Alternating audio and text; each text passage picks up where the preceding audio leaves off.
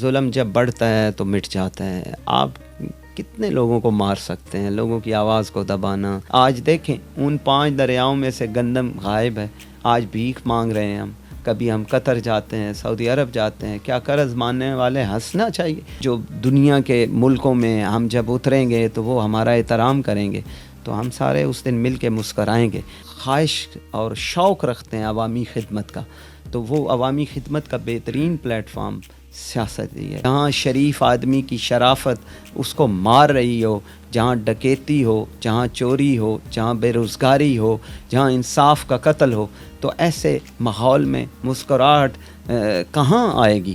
خان صاحب جیل میں ہوں، وزیر اعظم ہاؤس میں ہوں، بنی گالہ میں ہوں، زماں پاک میں ہوں، وہ اللہ نے اس کو ان قیدوں سے آزاد کر دی.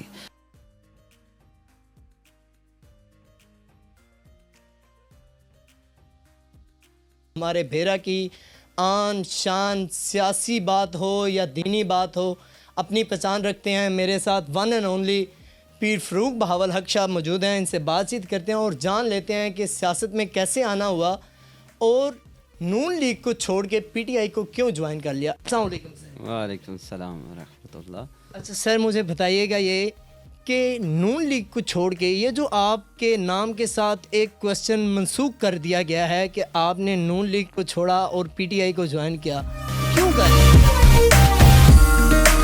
شکریہ. سب سے پہلے آپ کا شکرگزار ہوں. آپ اتنی دور لاہور سے تشریف لائے ہیں اور انٹرویو کے لیے، اور اس حوالے سے آپ بات ہمارے جو رائے ہے اس کو بھی عوام کو تک پہنچائیں گے. گزارش یہ ہے کہ جو وقت ہے اس کی اپنی خوبیاں بھی ہیں اور اپنے آگے چلنے کے کچھ انداز ہیں. تو میرا یہ خیال ہے کہ اس وقت پاکستان کے نوجوانوں کے دلوں کی آواز وہ پاکستان تحریک انصاف ہے، اور یونیورسٹی، کالجز، شہروں میں، دیہاتوں میں رہنے والے جو نوجوان ہیں ان کے دلوں کی دھڑکن عمران خان ہے. تو دنیا میں کوئی بھی شخص اپنے ارد گرد ہونے والی تبدیلی سے متاثر ہوئے بغیر رہ نہیں سکتا. مجھے بتائیے گا یہ کہ آپ کی ایک پوسٹ وائرل ہو رہی ہے جس میں آپ جیل بھرو تاریخ میں جیل میں جا رہے ہیں، تو جیل میں آپ کے ساتھ کیا سلوک کیا گیا؟ سچ سچ بتا دیجیے. دیکھیں ادھر بزرگ بیٹھے ہیں، ان کو پتہ ہے جیل میں کیا ہوتا ہے. اچھا سر، بتائیے گا یہ کہ سیاست میں آنا ہی کیوں ضروری سمجھا؟ دیکھیں دنیا میں جتنی اصلاحات ہوتی ہیں وہ لوگوں کی خواہش کے مطابق ہوتی ہیں. وہ ووٹ کے ذریعے اپنی لائک اور ڈس لائک کا اظہار کرتے ہیں. تو دنیا میں آپ دیکھیں کہ ملکوں کی، علاقوں کی جہاں بھی تبدیلی اگر آپ چاہتے ہیں تو اس کے لیے سیاست ایک ایسا پلیٹ فارم ہے جس میں ایک آپ بڑی پارٹی کے زیر سایہ کام کرتے ہیں، اور جو تبدیلی یا جو خواب، خدمت کا خواب آپ کے دل میں ہوتا ہے اس کو پورا کرنے کے لیے میرا خیال ہے سیاست میں آنا بڑا ضروری ہے. مجھے بتائیے گا یہ کہ جب آپ نے پارٹی چینج کی تو آپ کو بہت زیادہ تنقید کا سامنا کرنا پڑا، تو اس کو آپ کیسے دیکھتے ہیں؟ وہی ہم تو بات کر رہے ہیں، تنقید بنیادی حق ہے. لوگوں کو، بعض احباب کو، جب آپ کوئی یہ واسکٹ پہنی ہے، آپ نے وہ ریڈ کلر کا ادھر سکارف بھی لگایا ہوا ہے، تو کئیوں کو یہاں بلو ہونا چاہیے، کہیں کہیں گے پنک ہونا چاہیے. تو لوگوں کے اپنی اپنی چوائسیز ہیں. کسی کو سر آپ بتا دیں کون سا ہونا چاہیے. کیونکہ آپ، میں نے جتنی بھی آپ کی ویڈیو دیکھی نا سر، تھوڑی سی آپ پہ ریسرچ کی، آپ ہنستے بہت کم ہے. ایک بار ہنس کے دکھا دیں کون سی ہونی چاہیے. انشاءاللہ ہم جب ظلم سے نجات حاصل کریں گے، جب ہم مہنگائی کو کنٹرول کریں گے، جب ہمارا ملک جو گرین پاسپورٹ ہے اس کی ویلیو ہوگی، ہمارے جو دنیا کے ملکوں میں ہم جب اتریں گے تو وہ ہمارا احترام کریں گے، تو ہم سارے اس دن مل کے مسکرائیں گے. آج میں کیسے مسکراؤں جہاں عدل کا قتل ہو رہا ہو، جہاں غریب آٹے کے لیے ہماری مائیں بہنیں جھولی پھیلا کر بھیک مانگ رہی ہوں، جہاں شریف آدمی کی شرافت اس کو مار رہی ہو، جہاں ڈکیتی ہو، جہاں چوری ہو، جہاں بے روزگاری ہو، جہاں انصاف کا قتل ہو. تو ایسے ماحول میں مسکراہٹ کہاں آئے گی؟ مسکراہٹیں تو ان جگہ پہ آتی ہیں جہاں آزاد لوگ رہتے ہیں، جہاں علم کے لیے لوگ کام کر رہے ہوں، جہاں معاشرہ ترقی کی طرف جا رہے ہو.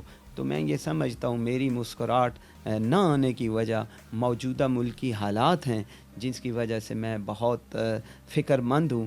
میں جب اپنی دنیا کے دیگر ملکوں میں رہنے والے دوستوں سے بات کرتا ہوں تو وہ بھی مایوسی کی بات کرتے ہیں. آج دیکھیں افغانستان میں 20 سال نیٹو فورسز رہی ہیں امریکہ کے انڈر، تو آج وہاں 90 روپے کا ڈالر ہے اور ہمارا 290 کا ہے.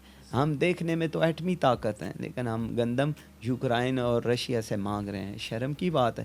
اللہ نے ہمیں 5 دریا دیے، اللہ نے ہمیں چوٹیاں دیں جہاں پر برف باری ہوتی ہے. پھر آج دیکھیں ان 5 دریاؤں میں سے گندم غائب ہے.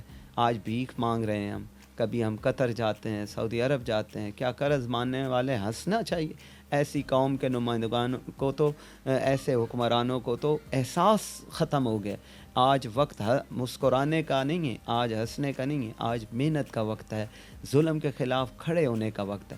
انشاءاللہ جب یہاں آزادی کا سورج طلوع ہوگا، میری قوم آزاد ہوگی، میری قوم خوشحال ہوگی، میرے بچے پڑھے لکھے ہوں گے، میری بچیوں کو روزگار ملے گا، تو کیوں نہیں میں کو جب اللہ کی نعمت ہوتی ہے تو اللہ تعالیٰ قرآن میں بھی فرماتے ہیں جب آپ پر نعمت ہو تو اس کا شکر ادا کریں. ٹھیک ہے، تو جب لوگ رو رہے ہوں تو میں ہنسوں تو میرا دل نہیں مانتا. میں ہنسوں گا. پیر خاندان کا بندہ ہوں، نہ میں کوئی چور ہوں، نہ ڈکیت ہوں، نہ میں نے پہلے کوئی انکوائری. میں کیوں گیا تھا جیل میں؟ مجھے وہ کسوری میں 4.5 دن انہوں نے بغیر سورج چاند آسمان کے بغیر ہمیں اندھیرے میں 4.5 دن ہمیں پھینک کے چلے گئے. تو یہ اس لیے تو نہیں تھا، یہ اس لیے تھا کہ میری قوم کے لیے کام آئے. آزادی کی جو قیمت ہے وہ ہم نے دینی ہے. قائد اعظم نے ملک بنایا ہے، عمران خان نے اس ملک کو آزاد کرنا ہے، اس ملک کو آگے لے کے جانا. اگر خان صاحب کو گرفتار کر لیا جاتا ہے تو کیا رد عمل ہوگا آپ کا؟ دیکھیں، آپ چاند کو گرفتار کر سکتے ہیں، آپ سورج کو قید کر سکتے ہیں، آپ دریا کو روک سکتے ہیں، سمندر میں بارش کو کیا روک سکتے ہیں؟ جو کچھ لوگوں کی خوشبو ہوتی ہے، آپ یہاں گلاب کھلا ہو، کیا اس کی خوشبو کو آپ روک سکتے ہیں؟ چاند کی روشنی کو آپ اپنی آنکھوں کو بند کر سکتے ہیں، لیکن چاند کی روشنی تو پڑے گی. خان صاحب جیل میں ہوں، وزیر اعظم ہاؤس میں ہوں، بنی گالہ میں ہوں، زماں پاک میں ہوں، وہ اللہ نے اس کو ان قیدوں سے آزاد کر دی. بھی ہوں گے. اگر آپ کامیاب ہو جاتے ہیں تو ہمارے علاقے کے اندر 2 کون سے پروجیکٹ پہ کام کریں؟ پہلے سٹارٹ پہ دیکھیں، یہ ایک بڑا زبردست سوال ہے. کام تو بہت زیادہ ہونے والے ہیں. مثلا میں یہ سمجھتا ہوں میرے حلقے میں 2 بہت بڑے شہر ہیں، ایک بھیرا، ایک بھلوال. ان میں جو بنیادی، کیونکہ ہم موٹر وے پہ ہیں، تو گزشتہ کئی سالوں سے ہم یہ دیکھ رہے ہیں کہ ہمارے ان دونوں بڑے شہروں میں جو ہیلتھ کی فیسلٹیز ہیں وہ نہیں ہیں. تو میری یہ خواہش ہے کہ جیسے اگر ہمیں کسی کو ہارٹ اٹیک ہوتا ہے، کسی کو ٹانگ ٹوٹتی ہے، کچھ ایسے ایکسیڈنٹس ہوتے ہیں جب روڈز بڑی ہیں، لوگ سپیڈ میں چلاتے ہیں گاڑیاں، تو اس وجہ سے ہماری ہیلتھ کی جو لک آفٹر نہیں صحیح ہو. تو میری یہ خواہش ہے کہ بھیرا اور بھلوال کے دونوں انٹرچینج کے پاس ایک ایسے ٹراما سینٹرز بنائے جائیں جہاں یہ جو بنیادی ہماری جو ٹریٹمنٹ ہو سکے. لوگ کہتے ہیں کہ آپ نے اپنے اقتدار کے 5 سالہ میں، جب پیر امین الحسنات شاہ صاحب تھے، آپ نے کوئی کام نہیں کروایا مجھے جہاں تک پتہ چلا. تو آپ کوئی 2 کام بتا دیں عوام کو کہ بھائی میں نے کروایا ہے. دیکھیں، یہ ایک بہت بڑی مس کنسپشن ہے اور بہت بڑا جھوٹ ہے. آپ بھلوال سے بھیرا تک جو ڈبل روڈ ہے وہ ہم نے بنوائی ہے.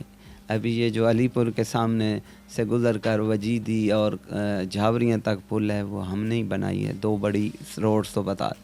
دوسرا، کوئی 300-350 کے قریب جو دیہات تھے، جو جھاوریاں سے لے کر یہ انٹرچینج تک کے لیے جو بڑی گیس پائپ لائن ہے، وہ بھی ہمارے دور میں اور ہماری گرانٹ سے ہی منظور ہوئی. تو ہمارا ضمیر مطمئن ہے اور اللہ تعالیٰ کے حکم سے اور اللہ تعالیٰ کی مدد سے انشاءاللہ آئندہ بھی خدمت کرنے کا پروگرام ہے اور وہ کرتے رہیں گے انشاءاللہ.